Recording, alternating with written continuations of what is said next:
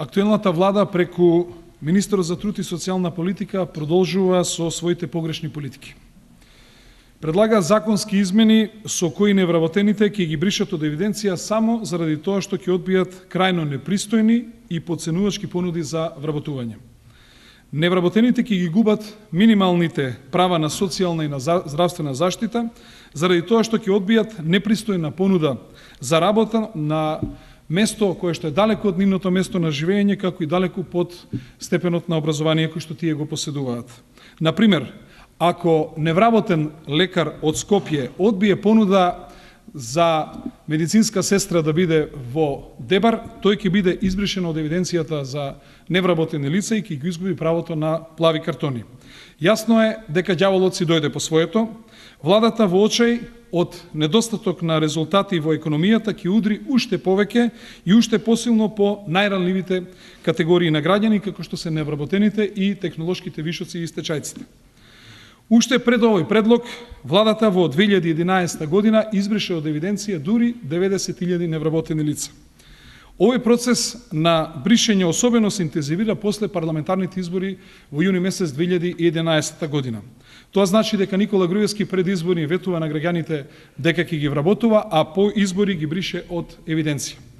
Најдобра потврда за тоа е фактот дека во првите 4 месеци од 2012 година се избришени преку 22.000 лица, што значи дека оваа тенденција и натаму продолжува и очигледно е дека и ова е малку на владата, па со последните законски измени власта во пресред на локалните избори сака со тешка манипулација лажно да и представи на јавноста дека се намалува бројот на невработени лица во Република Македонија.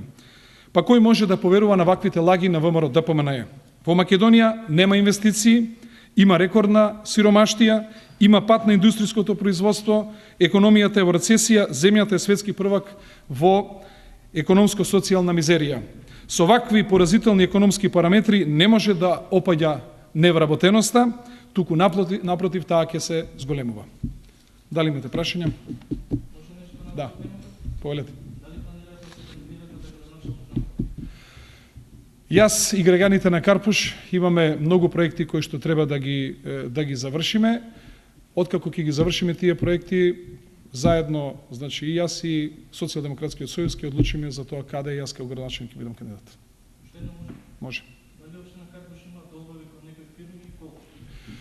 Тоа се тези што ги шират членовите на ВМРО ДПМН, најзадолжена институција во Република Македонија, владата на Република Македонија, и вие видовте дека деновиве Стопанската комора на Македонија предложи да долговите на владата ги превземат банките за да можат фирмите да се спасат од стечени постапки, така да тие лаги на ВМРО ДПМН не може да продадат во јавноста. Благодарам.